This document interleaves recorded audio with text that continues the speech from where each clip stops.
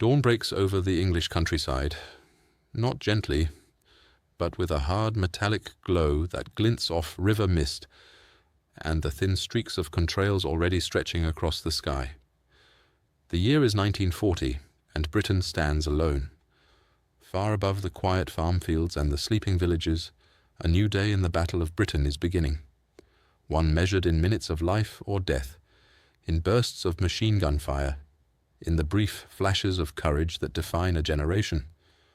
A formation of Messerschmitt Bf 109s slices across the early light like predators on the hunt. Their engines snarl in tight, confident unison. In the cockpit of one Me-10-9, a young but already decorated Luftwaffe ace smirks as he scans the horizon. Intelligence reports have been clear. Britain's older Hawker Hurricanes are slow, cumbersome, and hopelessly outdated next to Germany's sleek fighters. Target practice, one pilot had laughed during briefing. Fabric and tubes, they fall apart if you breathe on them. But then just ahead, a single RAF Hurricane bursts through a cloud bank, wobbling slightly as it banks sharply toward the incoming raiders. It is already damaged, its fabric-covered wings torn, a patchwork of bullet holes glinting like punched-through stars. The German ace tightens his grip on the stick. Easy kill. One short burst, and this antiquated craft will spiral into the fields below. Inside the Hurricane's cramped cockpit, the British pilot, Flight Sergeant Arthur Collins, knows exactly what he's flying into. His heart beats not in fear, but in grim acceptance. The Merlin engine thrums violently beneath him, its vibration passing through the metal frame like an urgent warning. His oxygen mask tastes of rubber and sweat. He sees the formation of Messerschmitts bearing down, sunlight tracing their wings as if they were cast from polished steel. He whispers to himself, not a prayer, but a promise. Not today. The German ace dives first, lining up the shot, expecting the Hurricane to break apart under pressure. But the British pilot pulls a maneuver no one expects. He dives lower, dangerously low, skimming the treetops, forcing the Me-10-9 to follow into thicker air where the German advantages begin to erode. The ace fires too early, tracers streaking past the Hurricane's tail, ripping small chunks of fabric but failing to bring the aircraft down. Then, impossibly, the Hurricane climbs.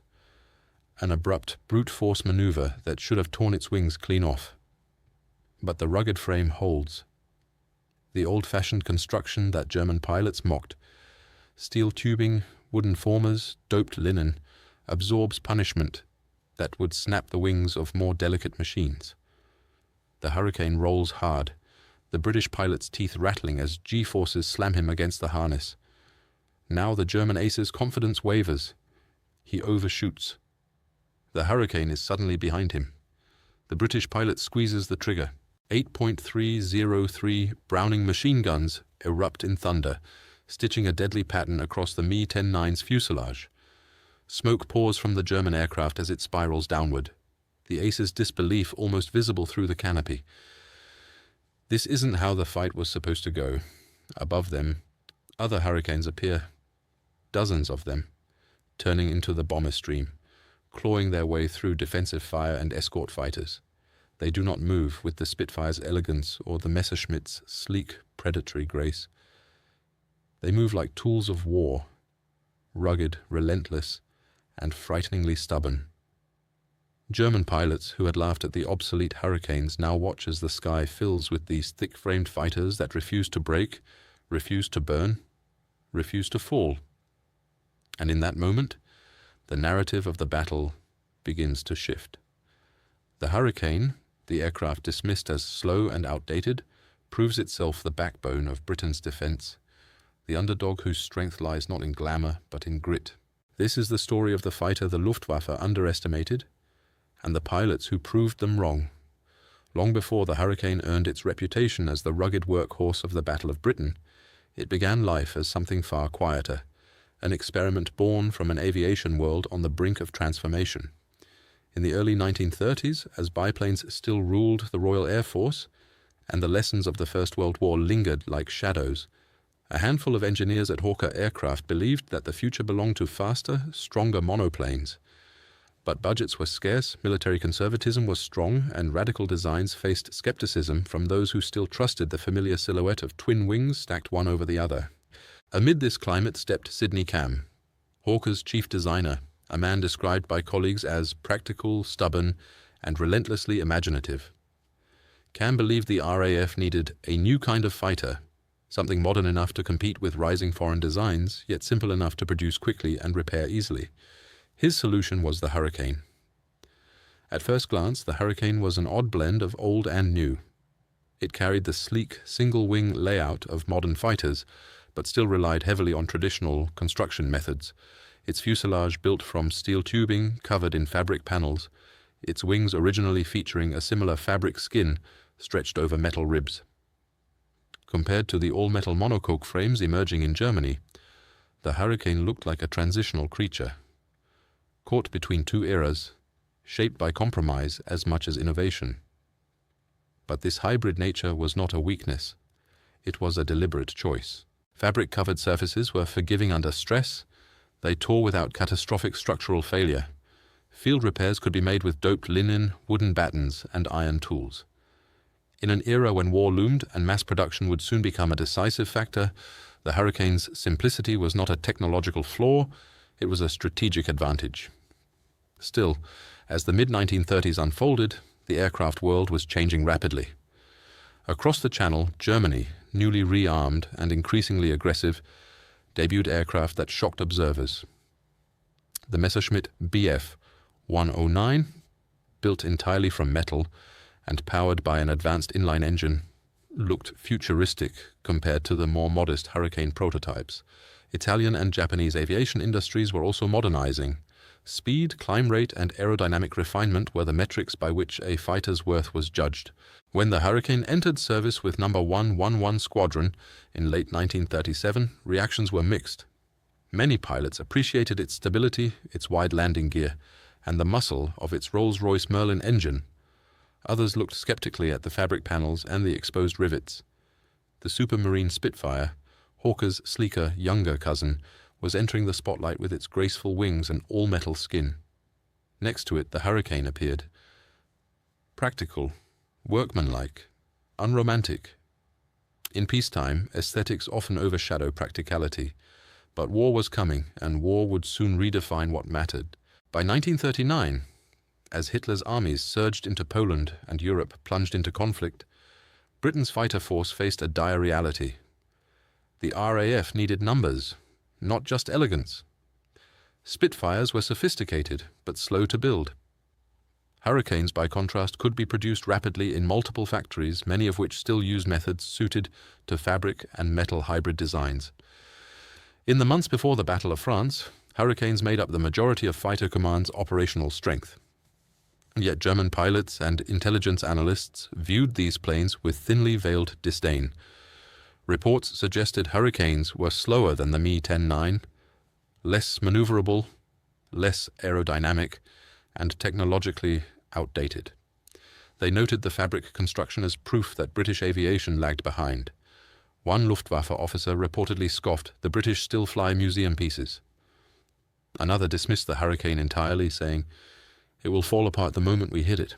But what German analysts failed to grasp was the philosophical difference behind the Hurricane's design. The Mi-10-9 was a thoroughbred, fast, elegant, but demanding.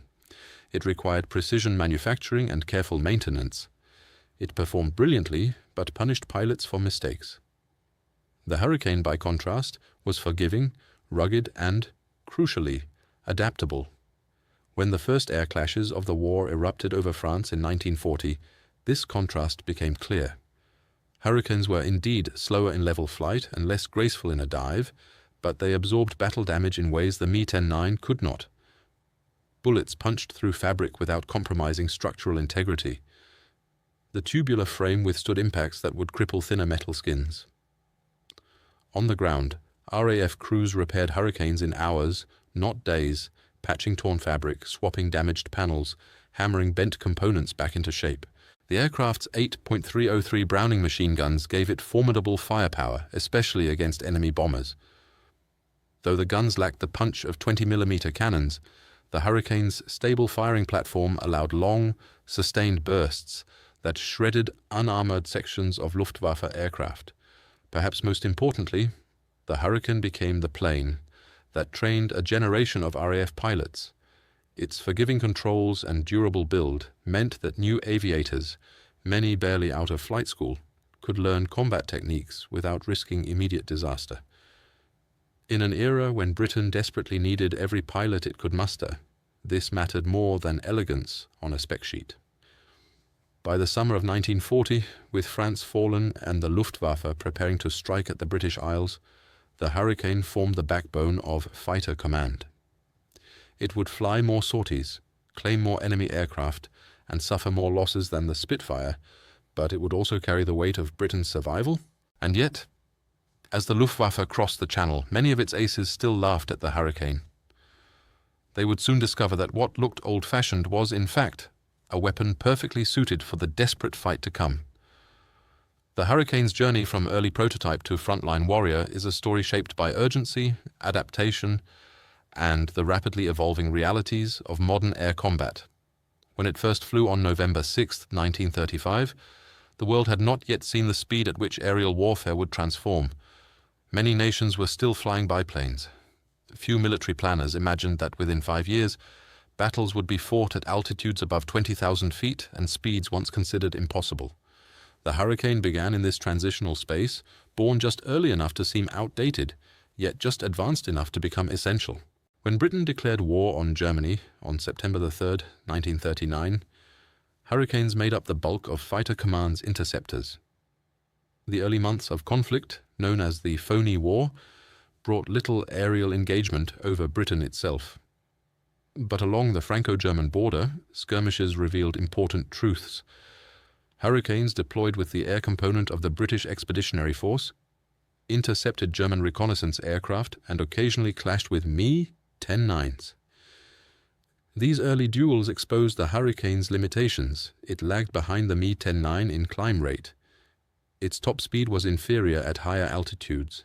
Its fabric surfaces were vulnerable to fire near the wing roots, yet they also showcased its advantages: outstanding low-altitude handling, a stable gun platform that made it deadly in head-on and side attacks, high tolerance to damage.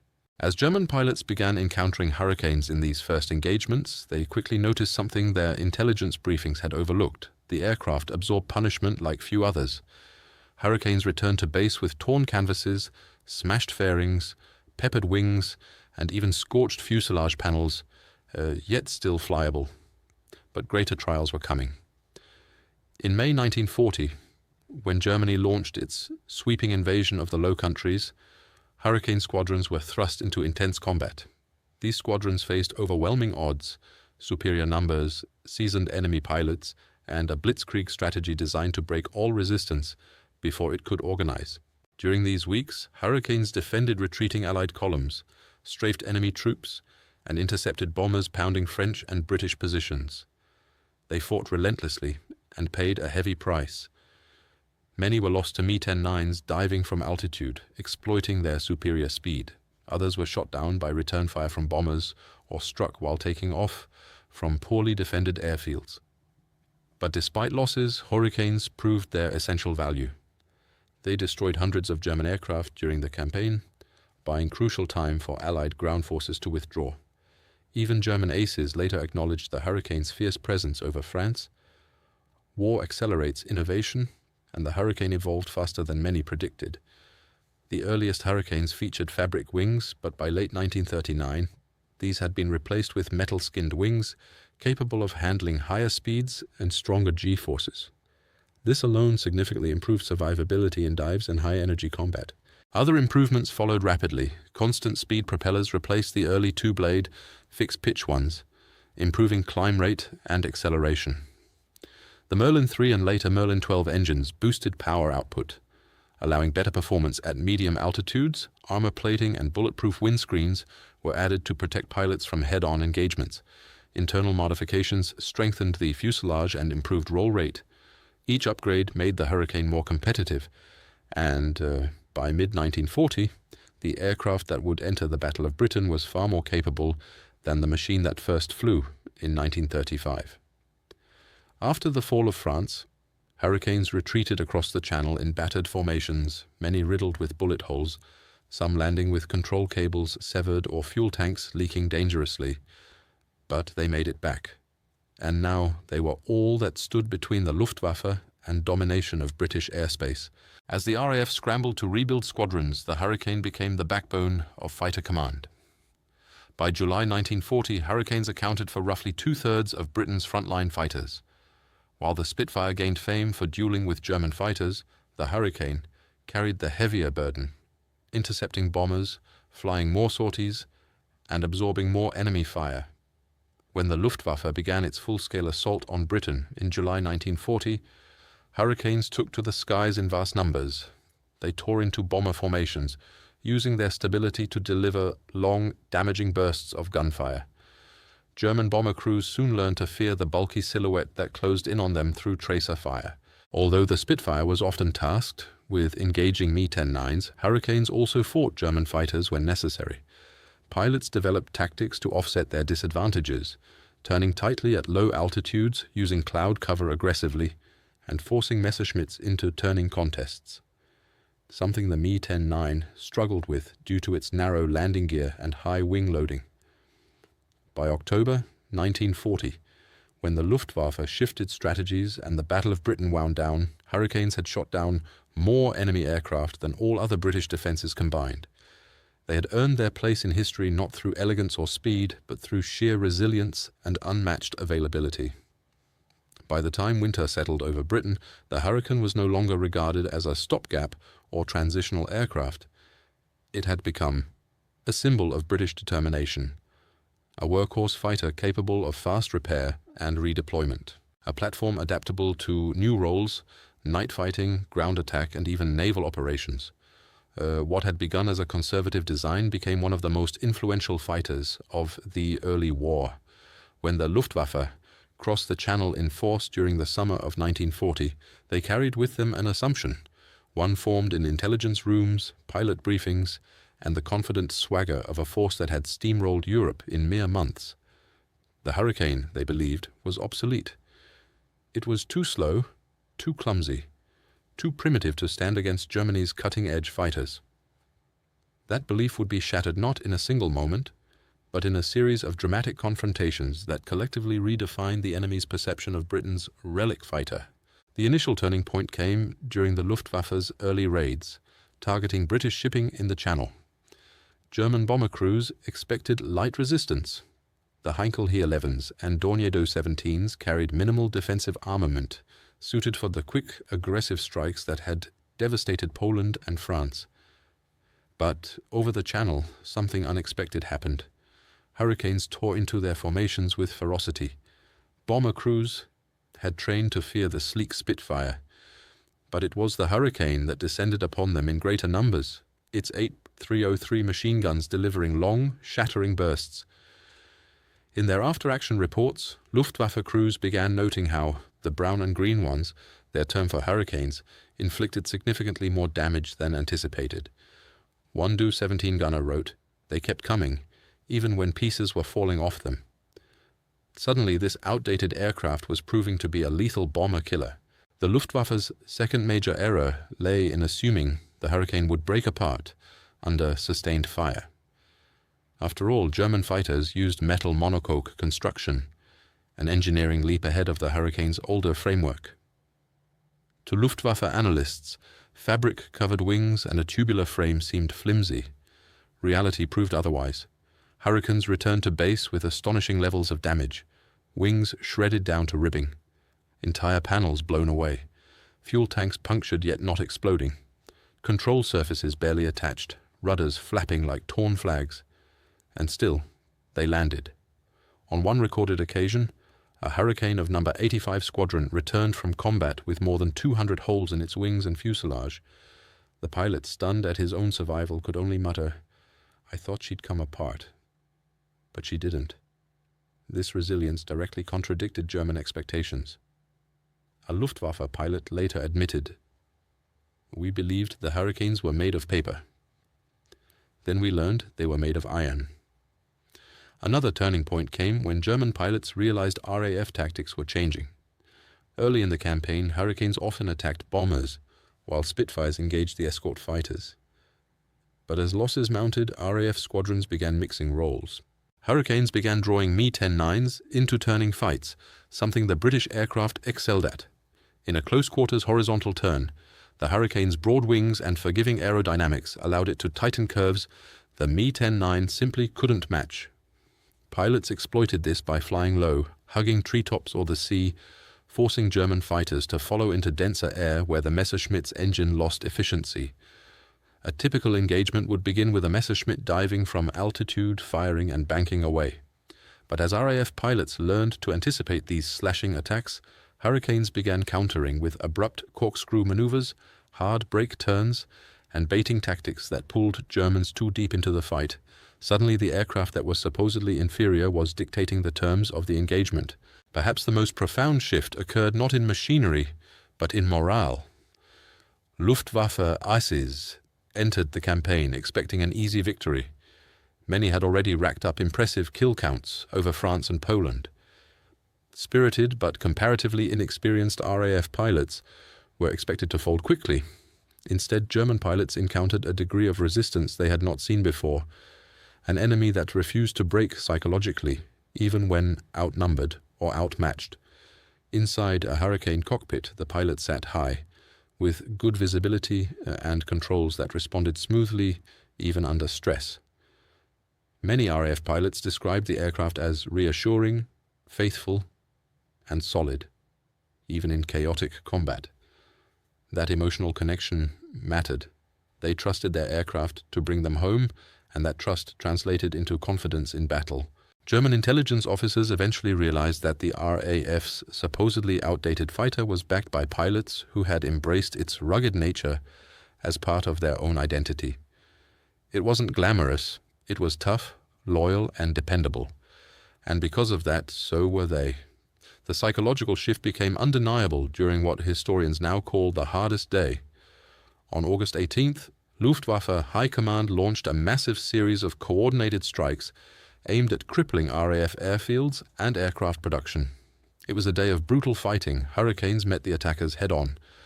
They fought Me-109 escorts over the coast, intercepted Ju-87 dive bombers inland, and threw themselves into the path of Heinkel formations approaching RAF bases. By day's end, Hurricanes had flown more sorties than Spitfires. They downed more enemy aircraft. They suffered heavy losses, but many pilots who crash-landed or bailed out survived to fight again. Luftwaffe leadership could no longer deny that the Hurricane was anything but obsolete. It was a genuine threat, one that could not be dismissed, mocked, or relied upon to break. As the campaign wore on, German pilots began entering combat with new caution. Some shifted tactics specifically to avoid Hurricanes. Others requested additional escorts when bomber formations were likely to encounter them. The narrative changed completely. What had once been derided as a relic was now seen as the stubborn backbone of British air defense. The Hurricane had forced the Luftwaffe to reinterpret reality. What they underestimated had become what they feared, and what they mocked had become what defeated them. The Battle of Britain was not a single clash, nor a single heroic moment immortalized in photographs or diaries. It was 1,000 scattered stories, fragments of courage, fear, desperation and endurance stitched together in the smoky sky over southern England. Hurricanes were at the center of more of these stories than any other aircraft. They flew the bulk of the sorties. They met the bombers head-on. They took the fiercest punishment. And their pilots, often barely trained, were thrust into the crucible of history with little more than grit and a few dozen hours of fighter instruction. The Luftwaffe's second major error lay in assuming the Hurricane would break apart under sustained fire. After all, German fighters used metal monocoque construction, an engineering leap ahead of the Hurricane's older framework. To Luftwaffe analysts, fabric-covered wings and a tubular frame seemed flimsy. Reality proved otherwise. Hurricanes returned to base with astonishing levels of damage, wings shredded down to ribbing, entire panels blown away, fuel tanks punctured yet not exploding, control surfaces barely attached, rudders flapping like torn flags. This is their world. The human heart of the Hurricane. At RAF Northolt, at the edge of a quiet London suburb, the phone on the operations table rang sharply. A controller looked up, nodded curtly, and spoke a single word into the command room microphone. "Scramble," In an instant, pilots sprinted from the dispersal hut, where minutes earlier they had been sipping tea, joking, trying to mask the knot in their stomachs. The relaxed pace of ordinary life shattered the moment that word was spoken. Hurricanes stood ready on the grass, their engines cold but impatient. Flight Sergeant Arthur Collins, yes, the same pilot from our opening hook, dashed toward his aircraft, R4217, its fuselage bearing the painted squadron code YPB. Ground crew already had the starter trolley in place. Collins climbed into the cockpit, strapped himself in, and shouted, "Contact!" Moments later, the Merlin roared awake. For the pilots, adrenaline always mixed with dread. Collins later described every scramble as a dive into unknown fate, like stepping blind onto a tightrope. Hurricanes rolled forward, gathering speed. The tail lifted. Moments later, the earthy smell of grass and soil dropped away as they climbed into the brilliant sky. Above them, invisible to the naked eye but tracked by radar operators in darkened rooms, a massive Luftwaffe formation crossed the channel. As Collins's flight climbed, the first shapes appeared, dark specks at high altitude that slowly resolved into bombers, surrounded by darting flickers of escorting Me-10-9s. The usual ratio was grim, perhaps 12 Hurricanes rising to face 40 or 50 enemy aircraft, yet there was no hesitation. The Hurricanes leveled out, tightened formation, and accelerated. "Right, let's get stuck in," Collins said into his radio, his voice steady, but his hands sweating inside his gloves. The Hurricanes surged toward the bombers. Their strategy was simple but brutally effective. Attack the bombers first, punch holes in their formations, disrupt the raid, break their nerve. It was dangerous work. Bomber tail gunners were no longer amateurs. They had learned to track attacking fighters with cold precision. Tracers flashed upward like angry fireflies. A Hurricane from Collins's squadron, flown by a young pilot with only 19 flying hours, was struck immediately. The aircraft burst into flames. He bailed out, falling through sky streaked with smoke. Collins forced himself not to look. There was no time for grief. He centered the Heinkel in his sights, held his breath, pressed the trigger. The Hurricane's 8 Brownings erupted in a long, thunderous burst. The recoil vibrated through the entire frame, yet the aircraft remained steady, a testament to the Hurricane's stable firing platform. The tracers walked across the bomber's wing. Black smoke streamed as the Heinkel fell out of formation, spiraling downward with one engine ablaze. Already Me-109s were diving on the Hurricanes from above. A German fighter locked onto Collins, his cockpit filled with the shriek of incoming rounds tearing through fabric and metal. Instinctively he broke hard left. The Hurricane shuddered violently, its controls stiff under the strain, but held together. The Me-10-9 overshot. Collins's breath came in sharp bursts. He turned tightly, low and tight where the Hurricane excelled. The German pilot tried to follow, but could not match the turn. The Me-109 snapped out wide. Collins tightened further, got behind him, fired. The German fighter burst into flames. The pilot bailed out. For a moment the two men, once trying to kill each other, drifted through the same sky, suspended in silk canopies. At RAF Tangmere, pilot officer Jan Kowalski, a Polish exile who had escaped through Romania after the fall of his homeland, fought a similar battle. His squadron, filled with fellow Polish pilots desperate for revenge against the Luftwaffe, took to the air with ferocity unmatched by any other RAF unit. Kowalski's Hurricane dove straight at a Junkers Ju-88. Bullets ripped across his canopy, shattering glass in a spiderweb pattern. He ignored it. His guns thundered. The bomber disintegrated under fire. Moments later, a Me-10-9 latched onto him. He felt the impact of rounds slamming into his tail. His engine sputtered. Smoke filled the cockpit. He refused to bail out. Instead, he held the stick forward, diving until his speed increased enough to level off. The Me-10-9 overshot. Kowalski fired a reflexive burst. The German fighter exploded in a fireball. Kowalski crash-landed in a field, crawled out, lit a cigarette with shaking hands, and whispered a single word in Polish, "Jeszcze!" Again. He returned to the squadron that night. His ground crew patched his shattered Hurricane. He flew the next morning. While pilots fought in the sky, ground crews fought their own war on the ground. Hurricanes returned to their bases with astonishing levels of damage.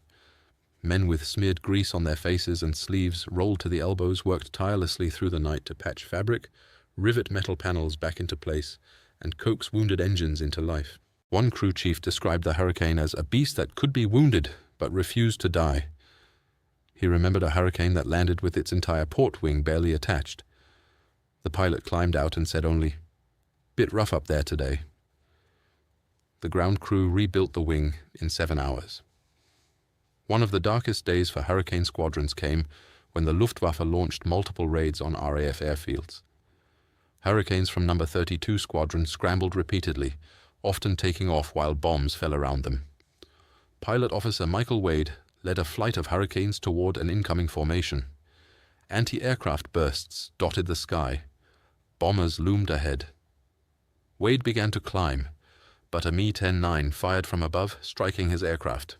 Smoke filled the cockpit. Flames licked his flight suit. He kept flying. He dove at the bombers, fired a long burst, saw one fall, and only then bailed out over the channel. Half his leg burned. He survived. His Hurricane did not. But his action broke the bomber formation, saving the airfield. The Luftwaffe finally grasped the Hurricane's significance on September 15, 1940, the day Winston Churchill would later call the turning point. Massive formations of German bombers crossed the channel, escorted by waves of Mi-10-9s. Hurricanes rose to meet them in greater numbers than ever. A German bomber crew recorded watching in shock as Hurricanes attacked from every angle, passing so close they could see the faces of the British pilots. One gunner wrote in his logbook, "They came through fire and smoke as if they did not care for life or death.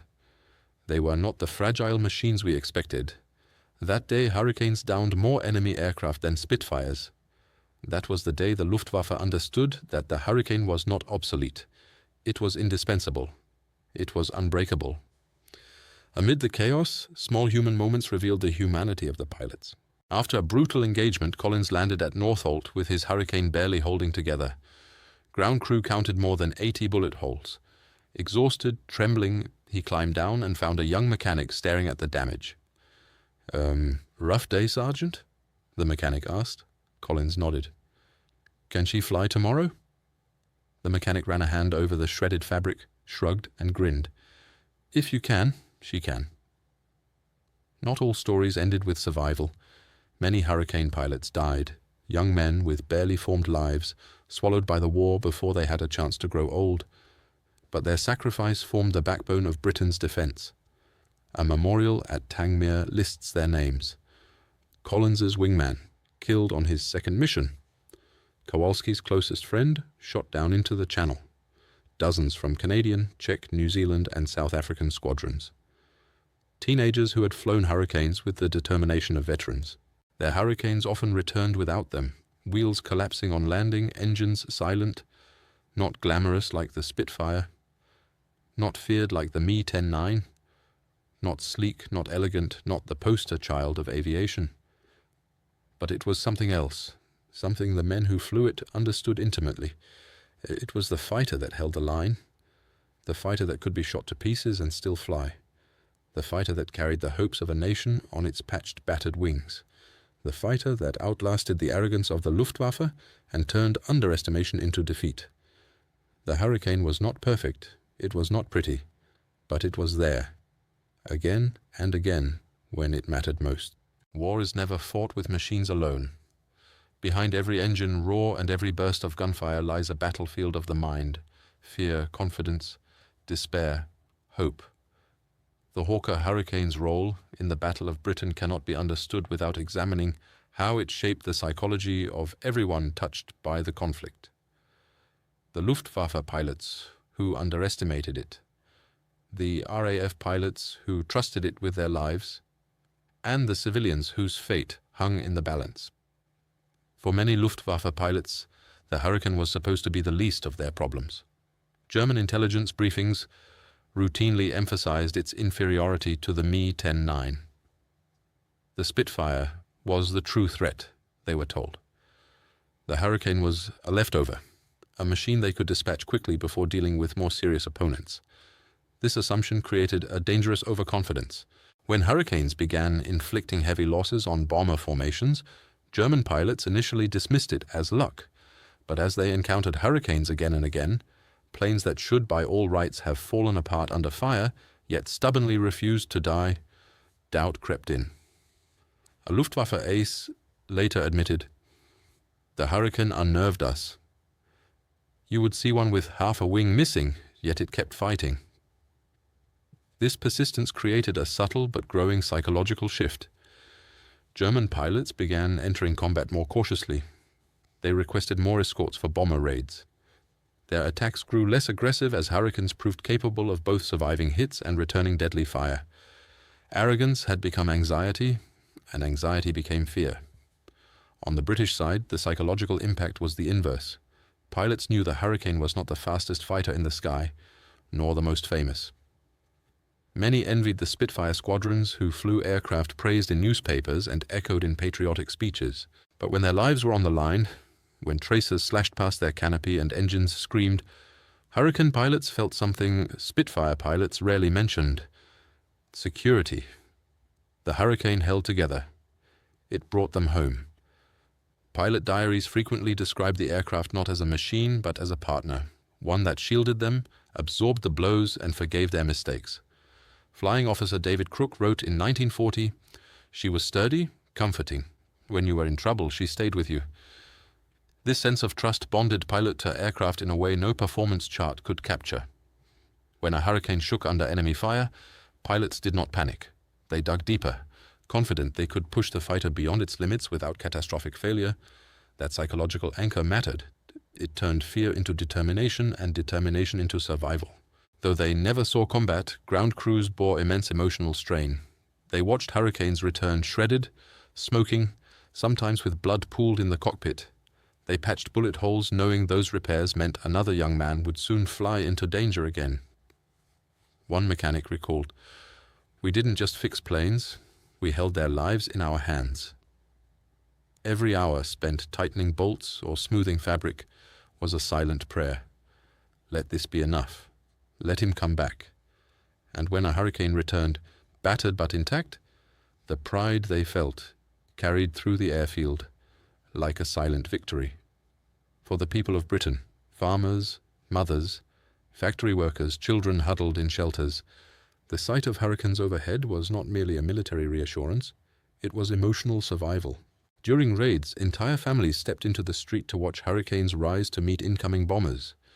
Many could distinguish Hurricanes from Spitfires by their broader wings and heavier silhouette. They knew the Hurricanes would engage the bombers first. They knew that as long as Hurricanes flew, Britain had not fallen. A woman in Kent wrote in her diary, "The Hurricanes came over low today. The children cheered. They looked like angels with dirty faces."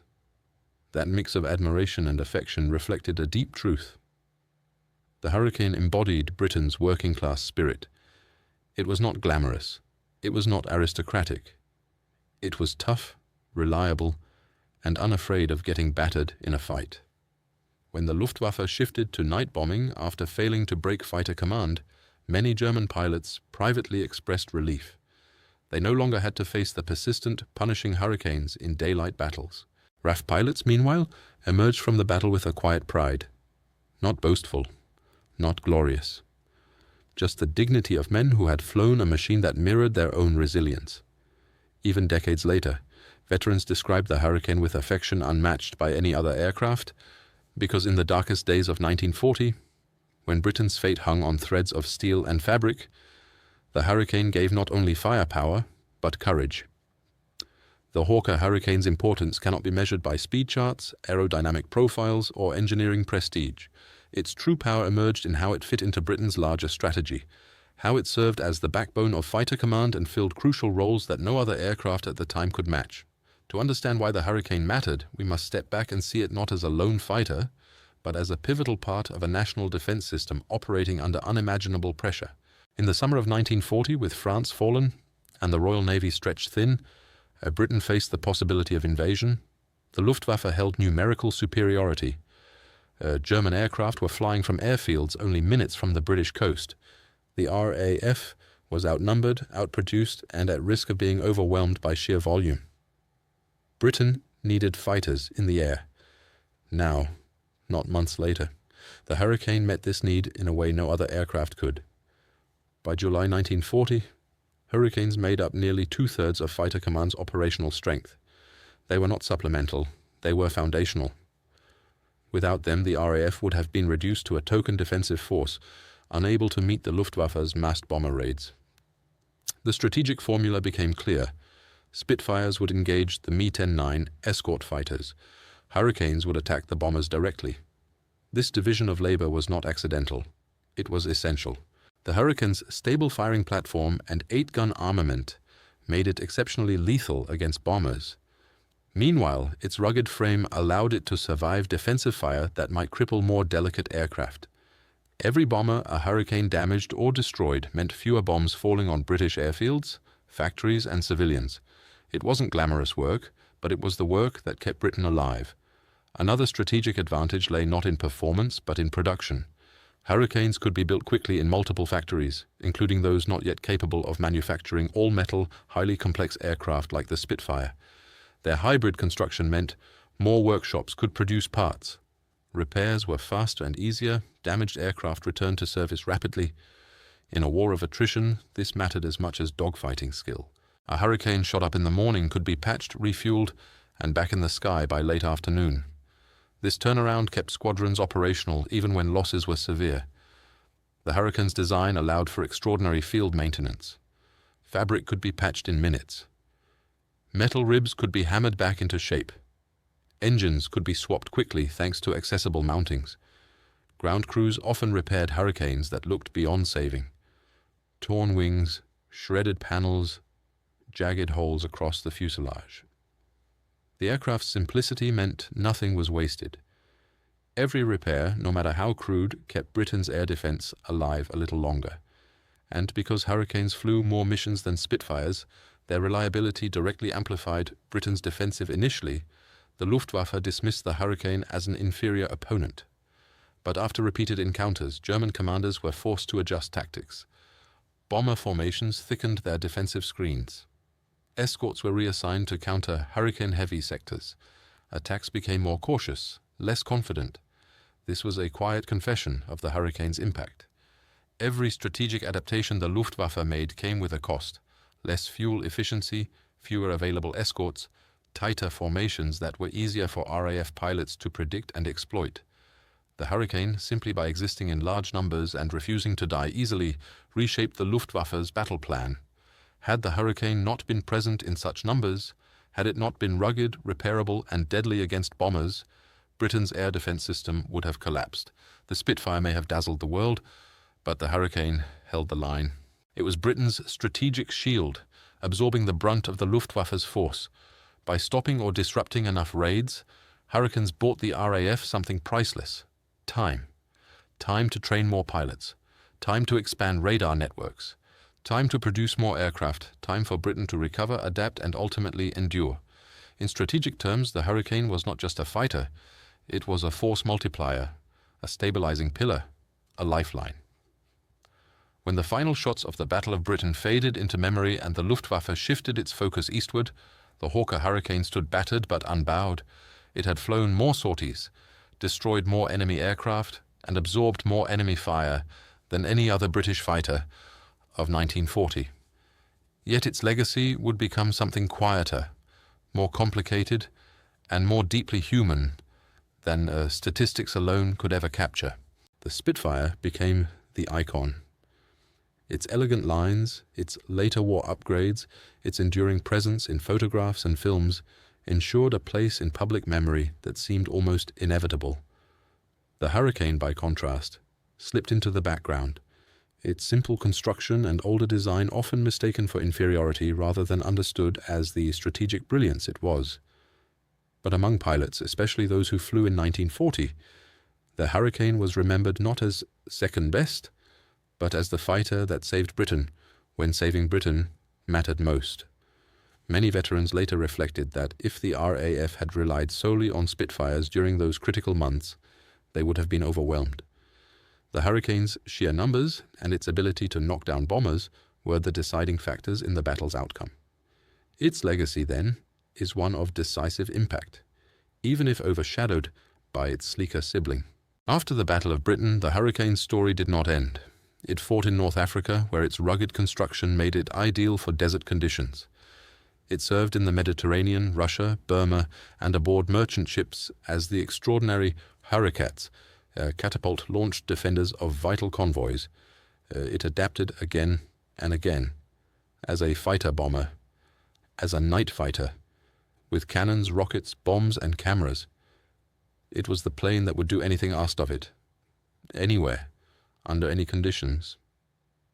In the sands of the western desert, mechanics fixed Hurricanes with whatever tools they had, often under fire.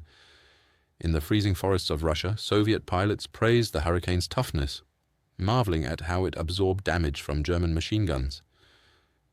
In Asia, it flew low-level ground attack missions so dangerous that survival often depended entirely on the aircraft's ability to stay in one piece. Everywhere it went, the Hurricane proved the same thing. Strength, not glamour, is what wins wars. Perhaps the most profound legacy of the Hurricane lies not in its design or its combat record, but in the people who lived and died in its shadow. Pilots who survived owed their lives to its rugged frame. Entire airfields owed their survival to the Hurricanes that intercepted bombers minutes before they reached the target. Civilians who looked up during raids saw Hurricanes chasing enemy bombers away from their towns. In interviews decades later, Hurricane veterans often became emotional when discussing their aircraft. They described it as faithful, comforting, solid, a friend.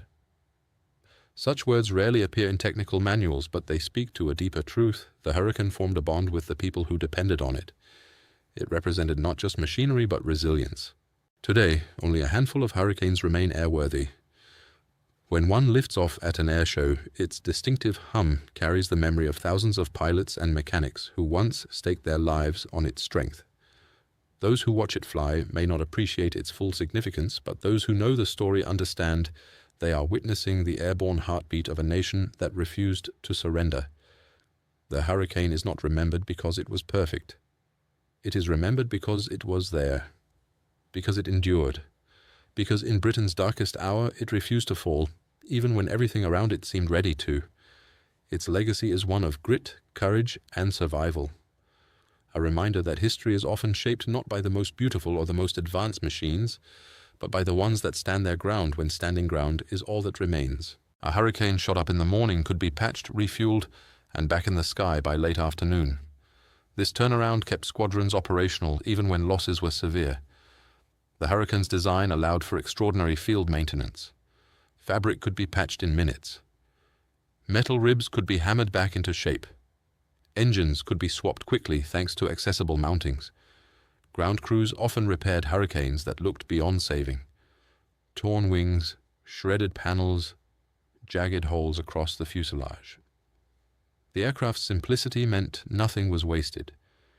Every repair, no matter how crude, kept Britain's air defense alive a little longer. And because Hurricanes flew more missions than Spitfires, their reliability directly amplified Britain's defensive capacity.